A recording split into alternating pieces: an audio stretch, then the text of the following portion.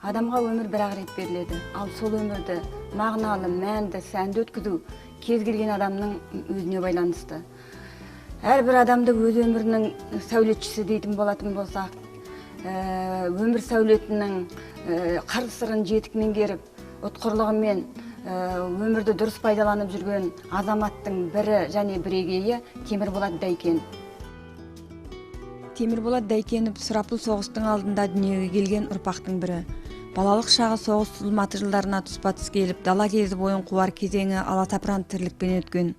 6 жасында әкесінен жетім қалған ол, анасы Күлбәннің көзінен таса қылмас жалғызы болады. Жалғыз болса да текті ананың тәлімді тәрбиесі арқасында оң мен солын таныр ақылды, зерек болып өседі. Жалғызыма ақыл бер, келелі келешек бер деп тілеген Күлбән ананың тілегі қабыл болғандай, Темірболат Дәйкенов тегіне анасына кір келтірмей есті азамат болып ержетеді. Ананы Меккеге 3 рет арқалап апарсаң да, ақ сүтін ақтау қиын деген емес пе? Темірболат Ережепбайұлы да ұстаз кітабын анасы Күлбән Сәдуақасқызына арнағаны баланың анаға деген пейілі құрметі. Анамның рөлі менің тағдырымда өте зор. Сондықтан мен ойлаймын, осы анамның алдындағы үлкен борышым соны келер ұрпаққа, немерелеріме жеткізу. Әр бала өзінің анасын солай сыйлау керек. Әр бала өзінің анасын солай қадірлеу керек.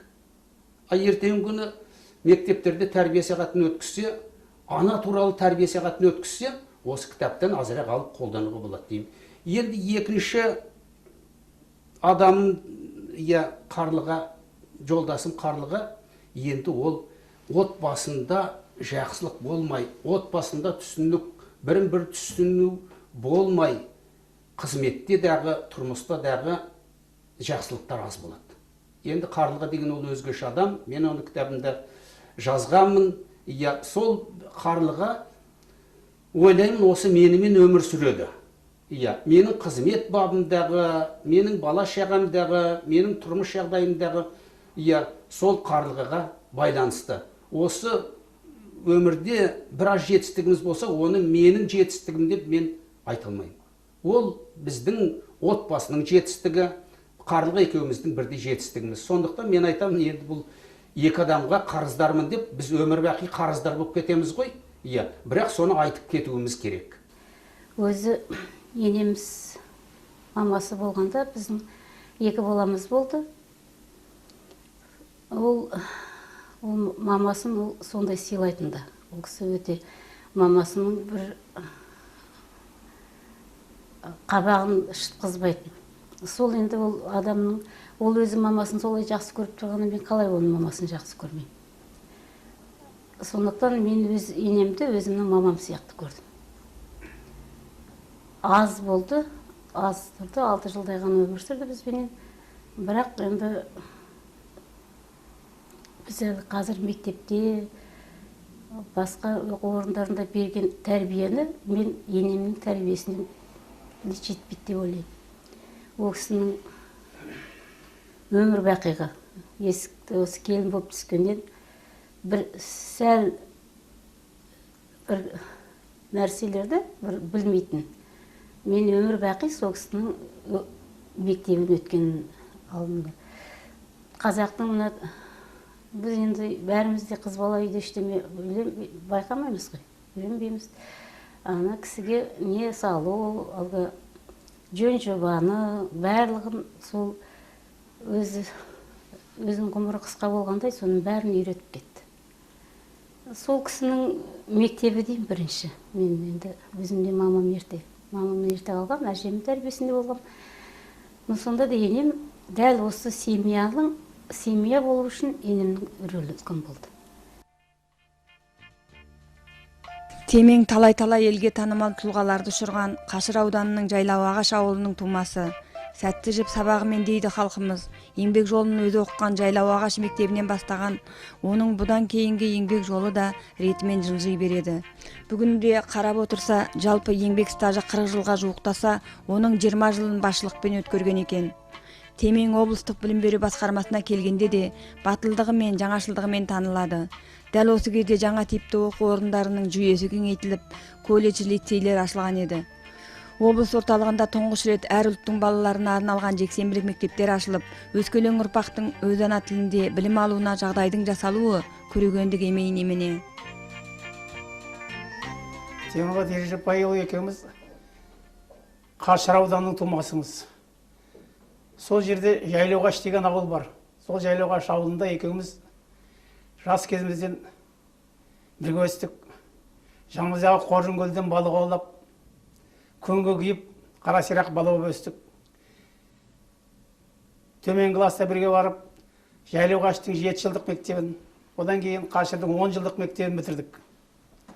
Сол 10 жылдықты бітіргеннен кейін әрқайсымыз екі қалада білім алдық. Бұл Қарағанды пединститутына түсті, мен Алматы пединститутына түсіп, осылай бірте-бірте өсіп азамат болдық. Мынау қазіргі кезде соңғы бір 3 айдың жүзі болды. Темірболат туысым, әнде өзімнің құрдас, жолдасым жақсы бір кітап жазды.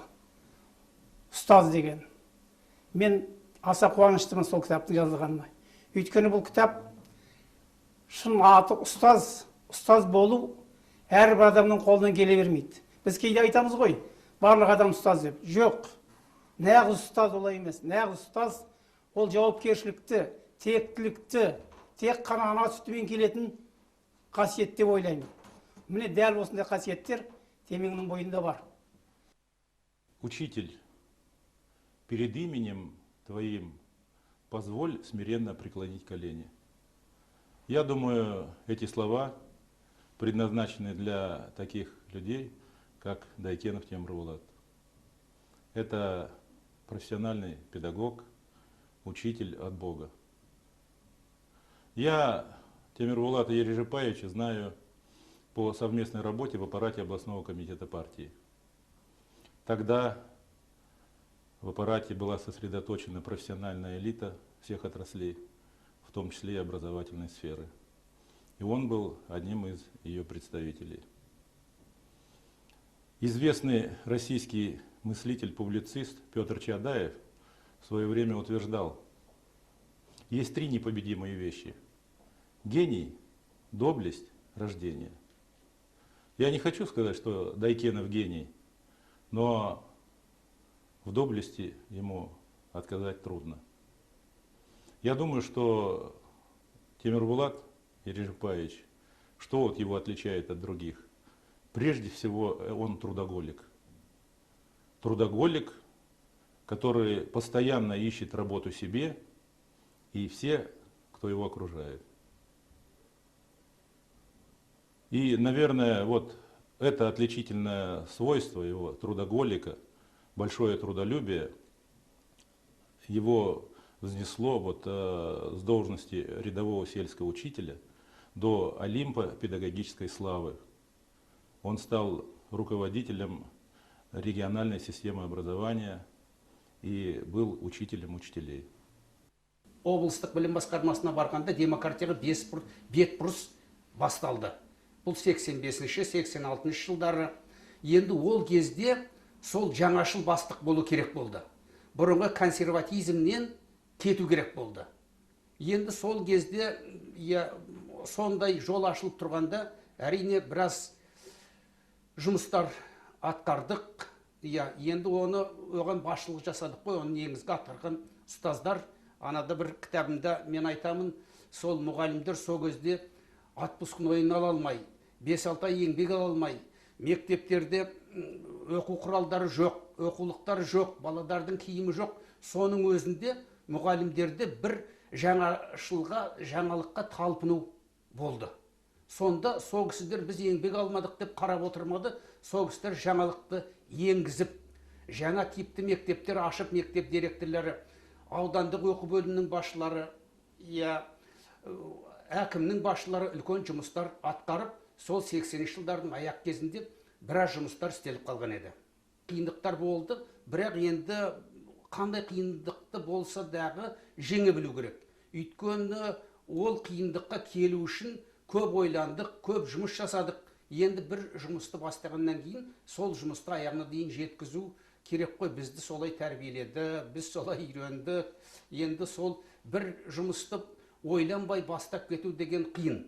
Ал енді ойлап көзіміз жеткеннен кейін, бастағаннан кейін сол жұмысты аяғына дейін өзінің мәнінде жеткізу керек. Менің өзімнің жұмыс қызмет бабындағы принципімнің өзі бір нәрсені бастағаннан кейін соны егер дағы соған менің көзім жететін болса, соны аяғына дейін дұрыстап жеткізу. Тағдыр деген қызық. Адам дүниеге шыр етіп келген сәтте-ақ тағдыры А деген әріптен басталып жазыла бастайды. Тағдыр жазуының мына тарауы маған ұнамайды деп қайта жазуға немесе оны өзгертуге болмайды. Өйткені ол әрбір адамның маңдайына жазылған жазу. Жазымыштан озымыш жоқ деген қағида осындайдан шыққан болу керек. Тек өмірдегі жолым түзу болсын деп тіле. Қай кезде де адам тәрбиелеу оңай шаруа емес екендігін мойындаймыз. Оның ішінде саналы ұрпақ тәрбиесі қашанда киелі. Ұстаздардың ұстазы, үлкен жүректі азамат Темірболат Ережепбайұлы облыстың білім жүйесіне сіңірген еңбегі ұшан теңіз. Дәйкі атасынан қабылдап алған білім жолын кір келтірместен жарты ғасырға жуық абыроймен жалғастырып келе жатқанының өзі мамандыққа тұрақтылықты көрсетеді. Өмірі ұстаздық еңбекпен байланысты болған іскер адамның дарын немерелер мектебі мен балабақшаны ашуы, ұстаздар газетін шығаруы оны тағы бір қырынан байқатқан еді. Жас келгеннен кейін демалған жақсы ғой. Сол жақсылап демалу үшін қызмет атқарамыз. Демалыс жасына келгеннен кейін сол демалып отырған жақсы. Бірақ тағы осы үлкен қызметтерде жүргенде бір іске аспаған ойлар болды. Әсіресе қазақ мектебінің жағдайы, қазақ балабақшаларының жағдайы, қазақ балаларының жағдайы осы мәңгі ойландыратын. Ол кезде әрине қаржының жоғы, жұрт бет бұрыс жасамағанда қиындықтар болды. Сондықтан енді жасымыз келіп қалса дағы үлкен тәжірибеміз бар, азды көпті беделіміз бар. Сондықтан мынау немередеріміз өсіп келе жатқанда соларды қазақша оқытайық, қазақша тәрбие берейік деп осы бір немерелер мектебін, қазақ мектебін ашып жібердік. Өйткені өзіміздің баладарымыз орысша оқыды. Ол кезде сол орысша оқытудың өзі бір жақсылық деп есептелді. Сол баладарымыз орысша сөйлейді, орысша ойлайды, тәртібі де орысша. Осыған өз басым қатты қысылатымын. Балаларда қазақша толық сөйлей алмайтынына, менің қазақша жазғанымды оқи алмайтыны оларда қысылады. Содан енді ойлап жүретіміз, енді жанымыз тірі болса, мынау немередерім келе жатыр. Сол немередеріме бір қазақша балабақша ашсам, қазақша бір мектеп ашсам, сонда енді мынау әр атана өзінің немересін, өзінің баладарына үлкен қалай мән берсе, бүгінгі егеменділік алып отырған кезде тіліміз, дініміз, мәдениетіміз қазақша болып отырған кезде, сонда сол бізде келешек болады деп ойлаймын. Менімен бірге оқитын сыныптастарым сол менің атам туралы көп айтады. Көп айтқаннан жақсы ғана айтады. Мен өзімше оны өте қасиетті адам деп көремін. Өйткені ол мен үшін және Олжан үшін мектеп ашқанына мен өте үлкен рахмет айтамын. Оның айтқан сөзі мен тыңдаймын. Соны ол сияқты өмір сүруден мен тырысамын. Бізге де әрқашан бала шағаға да уақыты жетті. Балаларды мен әрқашанда бір жерге демалсын балалармен өткізуге тырысатын. Үйде енді мен өзі жалғызілікті балалар кішкентай, енеміз ерте кетті, бірақ үйде ол кісінің мәңгі көмегін мен өзім үйдің ішінде ешқандай бізде айырмашылық болған жоқ. Мынау ер адамның жұмысы, мынау әйел адамның жұмысы деген. Қай жерде болсын, үйде болсын, дүзде болсын, ол көмегін енді көмектесіп жүреді. Балалар үшін, балаларды енді кішкентай кезінен ол лыжыға да апарды, бассейнге де апарды, өзі бертін осы енді аудандық оқу бөлім басқарып жүрді. Өте ауыр қызмет, түн демейді, күн демейді. Ол кезде қандай барлық жаңа-жаңалғы отоплениелер, мектептер жаңа салынған, түнде кетіп қалады, таң ата келеді. Бірақ сонда да біз балаларымен өзінің жанұясынан өзінің жылуын ешқашан аяған жоқ. Балалар, Құдайға шүкір, папасының тәрбиесін жақсы. Ал біздің гулеміз кішкентай кішкене ауырып, 3 жасқа дейін операция жасау керек деп, сонда енді Марат жаңа ғана туған. Мен бара алмадым да, өзі сол 40 күн сол операция жасатып, сол папасы өзі Алматыда жатты, жанында бірге солай алып келді. Сол сияқты қай жағынан болсын, балаларға тәрбиесін, Құдайға шүкір, соның жемісін көріп отыр қазір өзі. Енді осында обкомда да жұмыс істеді, одан кейін оқу бөлім басқарды. Жұмыстар әрине өте ауыр болды, бірақ өзінің жанұясы үшін әрқашанда уақыт табылатын. Таң ертең мені бір сұлу қыз суға келеді, суға келеді, суға келеді. Ақ жетекте бір жас жігіт еріп келеді, еріп келеді, еріп келеді. Ойы мен ойпаңы, қыры мен сыры көп, өмір жолынан таймай, тайғанақтамай жүріп келе жатқан Темірболат Ережепбайұлы отбасылық өмірде де бақытты адам. Темірболат Ережепбайұлы мен Қарлыға Шайкен қызы ұлдарын ұяға, қыздарын қияға қондырып, олардан алтындай немерелер сүйіп отырған жандар.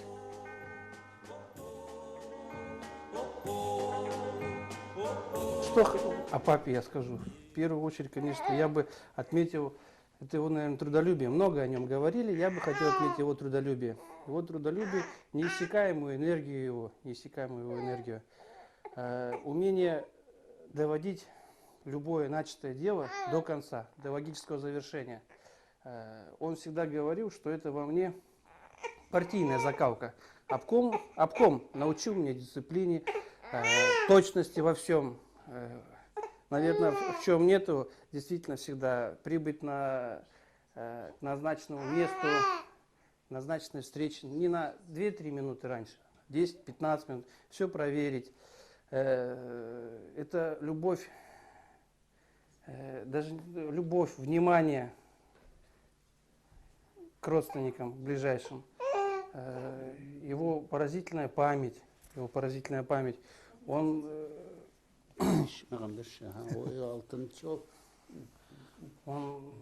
помнит всех родственников, всех аташек, ажешек, их внуков, там, 60-х, 50-х годов, там, и Суағаш, и Жанаққырғыз, я уже итлек, Жайлағаш, Тегістік.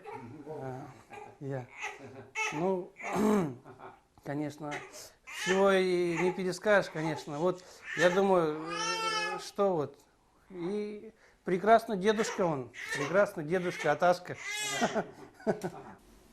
Өміріме ризамын, сондай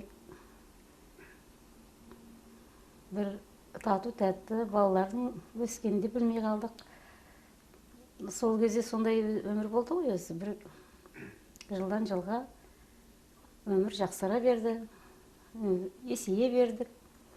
Жылдан жылға ақылымыз да көбейе береді. Ал енді өмір басталғаннан бастап, бізде ешқандай екеуміздің арамызда бір не болған жоқ.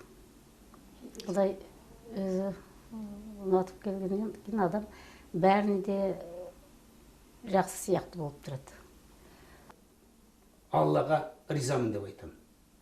Алла көмектесіп, бүгінгі күні жағдайымыз біреуден артық кем болса, біреуден артық өмір сүріп жатырмыз. Баладарымыз бәрі үйленді, немерелер бар, қызмет, жеке меншік өзіміздің қызметіміз бар, азырақ денсаулықтың әрине соның бәрі бағанағы істеген жұмыстардың бәрі ол денсаулыққа әсер етпей қоймайды. Ал енді соның өзінде дағы менің денсаулығымның жақсы болуына мен ойлаймын осы қызмет істесем, мынау баяғыда айтатынымыз елге, отанға қызмет етсек деп, бірақ бүгінгі күні өзімнің ұрпағыма қызмет етсем, өзімнің бала шағама қызмет етсем, өзімнің туыстарыма, жолдастарыма қызмет етсем, менің денсаулығым иншалла одан онша кеми қояды деп ойламаймын. Ал енді бүгінгі өмірге Алла деп, бала шағама, жора жолдастарыма жақсылық ғұмыр берсін. Бүгінгі өміріміз жақсы ғой. Негізі бүгінгі өмір жақсы өмір. Ол бұл өмірді қадірлей білу керек. Өмір жолының бұралаңы мен бұлтарысы, күнгейі мен көлеңкесі көп болатыны бәрімізге мәлім. Бірақ сол қиындығы мен қызығы мол ғұмырды өз дегеніне көндіріп, мақсатына жету азаматты елге танытатыны аян. Ұстаздардың ұстазы, облыстағы ұстаздар армиясының генералы іспетті Темірболат Ережепбайұлының өмірі өзгелерге өнеге, өскелең ұрпаққа үлгі.